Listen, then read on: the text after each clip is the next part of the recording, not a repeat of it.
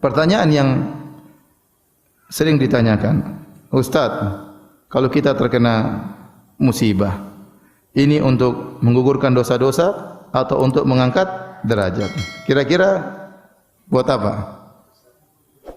Kira-kira menggugurkan dosa atau mengangkat derajat? Kira-kira apa? Kalau antum nabi kita bilang untuk angkat derajat. Tapi kalau antum adalah antum, kemungkinan besarnya adalah untuk menggugurkan apa? Dosa. Jadi kalau kita terkena musibah, ya udah kita jalani dengan baik. Pertama kita harus bersabar. Kalau seorang bersabar terkena musibah, pertama menggugurkan dosa-dosanya, kedua akan mengangkat derajatnya. Tetapi sisi menggugurkan dosa lebih berat daripada pengangkatan derajat. Kalau para anbiya, orang-orang soleh yang terkena musibah, maka sisi pengangkatan derajat lebih besar daripada sisi pengguguran apa? Dosa. Tapi kalau kita yang tiap hari berdosa, dosa dengan penglihatan, kita tidak bisa jaga pandangan kita. Dosa dengan pendengaran, kita dengar macam-macam, ghibah, musik lah, apalah. Dosa dengan lisan kita, dengan tulisan kita, kita ngomong tidak pernah kita jaga, tidak pernah kita pertimbangkan. Para ulama mengatakan kalau orang mau ngomong, harusnya pikir dulu. Ini manfaat atau tidak di akhirat. Sebelum ngomong pikir dulu. Kalau enggak bermanfaat, ingat bermanfaat di dunia atau tidak.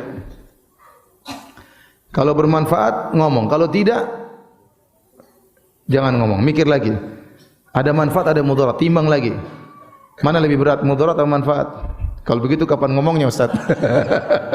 Para ulama mengatakan demikian, kalau mau ngomong, mikir dulu. Falyakul khairan aw liyasmut. Mikir dulu baru berucap baik atau tidak diam. Tapi siapa di antara kita seperti itu? Kita kalau ngomong asal nyeplos saja, ngomong mana dipikir, ya. Kalau komentar mana pernah dipikir, komentar di media sosial, ya. Kalau komentar berita, kalau menuduh orang, mana pernah kita pikir? Oh itu memang begini, apalagi musim sekarang ini, aduh, debat-debatan, isu-isu, berita-berita hoaks. Siapa di antara kita yang diam tidak ikut nimbrung? Kita nimbrung. Belum lagi dosa-dosa yang berkaitan dengan hati. Belum lagi banyak kewajiban yang kita belum kerjakan. Banyak kewajiban kita kepada orang tua belum kita tunaikan. Banyak kewajiban terhadap kerabat kita belum kita tunaikan. Kewajiban terhadap anak dan istri belum kita tunaikan. Hak-hak mereka belum kita kerjakan dengan baik. Banyak hak-hak Allah yang belum kita tunaikan. Masih malas dalam beribadah. Intinya kita ini banyak dosa. Jadi kalau kita terkena musibah, kemungkinan besar sisi pengguguran dosa itu lebih besar.